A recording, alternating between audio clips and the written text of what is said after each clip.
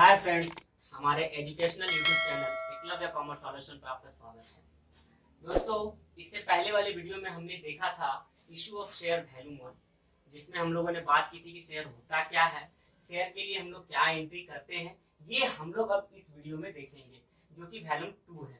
ठीक है, तो यहाँ हमने लिया है इशू ऑफ शेयर। जैसा कि पिछले ही वीडियो में मैंने आपको बताया था कि शेयर जो इशू होता है वो 3 तरह से हो सकता है, एट पर, एट प्रीमियम, एट डिस्काउंट। और हमने वहां पर ये भी बताया था कि डिस्काउंट अब बंद हो चुका है, 2013 कंपनी एक्ट में ये बंद हो चुका है, लेकिन स्वेट इक्विटी शेयर को कंपनी डिस्काउंट पे इशू कर सकती है। ठीक है, यहाँ पे हम लोग बात करेंगे कि शेयर को जो इशू करती है कंपनी, तो उसके लिए क्या एंट्री करती है। ठीक है, और कैसे एंट्री करती है उसके बारे में हम लोग बात करेंगे। तो सबसे पहले एक चीज याद रखिए कि एट पर पे जो एंट्री होता है वही एंट्री एट प्रीमियम पे भी किया जाता है, वही एंट्री एट डिस्काउंट पे किया जाता है। बस कुछ थोड़ा बहुत अंतर आता है, वो भी 1 या 2 एंट्री पे। ठीक है, तो वो हम लोग बात करेंगे एट प्रीमियम पे क्या होता है, डिस्काउंट पे क्या होता है। पहले हम लोग बात करते हैं एट पर पे अगर शेयर इशू करेंगे तो क्या एंट्री होगा। ठीक है, तो हमने यहाँ एंट्री लिख दिया है, मैं पढ़ के बता दे रहा हूँ, आप ध्यान दीजिएगा मैं क्या बोल रहा हूँ। Journal entry for issue of share, अंशों के निर्गमन से संबंधित रोजनामचा प्रविष्टियां। ठीक है, इसमें सबसे फर्स्ट क्या होता है कि अगर शेयर किस्त में पैसा शेयर पे मांगा जाए, अगर कंपनी पैसा शेयर पे किस्त में मांगती है, वो मैं अभी बताऊंगा आपको कैसे किस्त में मांगती है। तो अगर पैसा कंपनी किस्त में मांगती है तब हम लोग क्या एंट्री करते हैं। तो दोस्तों, पहले मैं बताता हूं आपको कि कैसे किस्त पे शेयर इशू होता है। तो मैं यहाँ पे मिटा रहा हूं, आपको मैंने बता दिया है ये क्या होता है। एट पर का एंट्री हम लोग कर रहे हैं। जैसे सपोज मान लीजिए कि एक कंपनी का शेयर का फेस वैल्यू जो है वो 10 रुपया है। तो ऐसा है कि ये कंपनी चाहे तो ये 10 रुपया एक बार में मांग सकती है पर शेयर पे। ठीक है, या फिर ऐसा हो सकता है कि जैसे सपोज मान लीजिए कि नंबर ऑफ शेयर 1000 या 10,000 ले लेते हैं हम लोग। ठीक है, 10,000 नंबर ऑफ शेयर हमने ले लिया। तो अगर आपसे पैसा मांगती है कंपनी तो 10,000 शेयर पे 10 रुपए के हिसाब से आपसे पैसा मांगा जाए तो 1 लाख रुपए आपसे मांगेगी। कंपनी को 1 लाख रुपए की जरूरत है, इतना से पूंजी उसका बनेगा। लेकिन क्या होता है कि जो 10 रुपया है ये जरूरी नहीं है कि कंपनी आपसे एक बार में ही मांगे। कंपनी ये छोटे छोटे किस्तों में भी मांगती है। जैसे सपोज मान लीजिए कि कंपनी अगर 4 किस्त इसका करती है तो नंबर 1 किस्त मान लीजिए कि आपसे 2 रुपया लिया जाता है, नंबर 2 3 रुपया लिया जाता है, नंबर 3 4 रुपीज लिया जाता है, और मान लेते हैं कि 1 रुपया एक और कॉल लिया जाता है। इस तरह से आपसे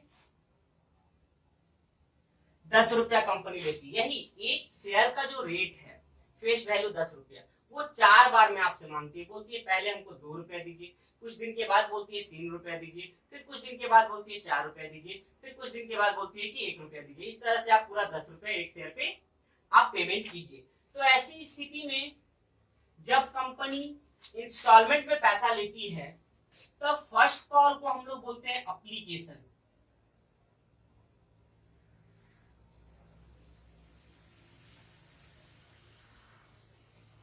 ठीक है, उसी तरह अगर सेकंड कॉल जो है इसको हम लोग बोलते हैं on allotment.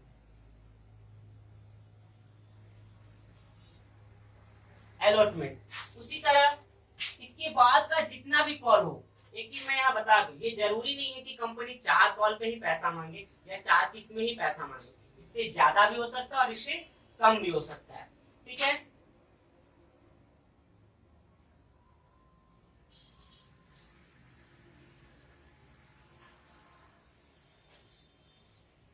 On first call इसके बाद, और ऑन सेकंड एंड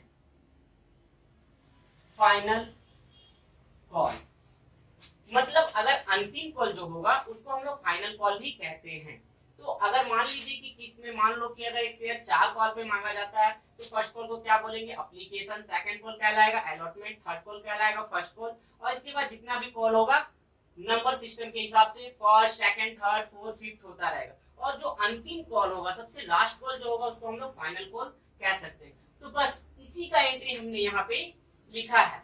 हमेशा याद रखिए, एक कॉल के लिए अगर कैश बुक बुक कंपनी नहीं बनाती है तब एक कॉल के लिए 2 एंट्री होगा, 1 2। उसी तरह दूसरे कॉल के लिए 3 4। उसी तरह तीसरे कॉल के लिए 5 6 एंड 7 8।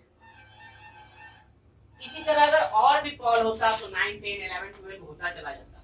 तो हमने यही 8 एंट्री आपको यहाँ पे दिया है लिख के, ठीक है।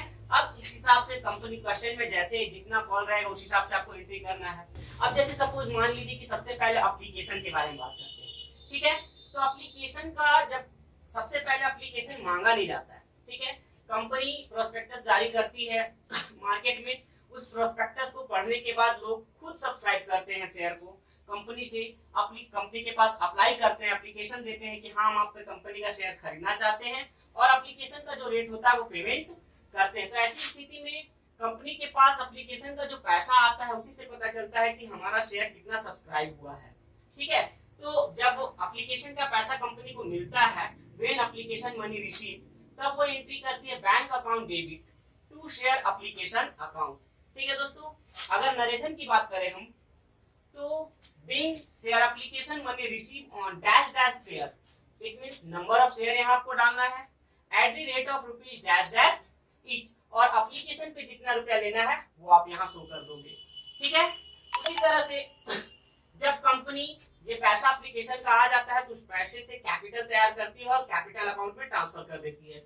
और जब company when share application money transfer to capital account, जब कंपनी एप्लीकेशन के पैसे को कैपिटल अकाउंट में ट्रांसफर करती है तब एंट्री होता है share application account debit to share capital account, ठीक है। इसके लिए नरेशन हमने लिया है being share application money transfer to share capital account on dash dash share at the rate of rupees dash dash each, ठीक है। जहां नहीं समझ में आए आप फिर से रिपीट करके हमारे वीडियो को देख लीजिएगा, आपको समझ में आ जाएगा, ठीक है। उसी तरह से एप्लीकेशन के लिए ये 2 एंट्री हो गया। एक बात मैं फिर से बता रहा हूं, जब कंपनी कैश बुक तैयार नहीं करेगी तब ये एंट्री होगा। अगर कंपनी कैश बुक तैयार करेगी तो फिर ये बैंक वाली जितने भी एंट्री है ना ये नहीं होगा, ठीक है। बाकी सारा एंट्री होगा, सिर्फ बैंक का एंट्री नहीं होगा। अब आइए हम बात करते हैं अलॉटमेंट। तो अलॉटमेंट का क्या होता है, किस पे अलॉटमेंट पे कंपनी अपने सब्सक्राइबर्स से, शेयर होल्डर से पैसा मांगती है पहले, तब मिलता है। तो जब कंपनी अलॉटमेंट में पैसा मांगती है, when share allotment money due, ठीक है, तब जब पैसा मांगती है तब हम एंट्री करते हैं share allotment account debit to share capital account. इसके लिए जो नरेशन होगा वो होगा being share allotment money due on dash dash share at the rate of rupees dash dash each, ठीक है। फिर से being share allotment money due on dash dash share at the rate of rupees dash dash each, ठीक है।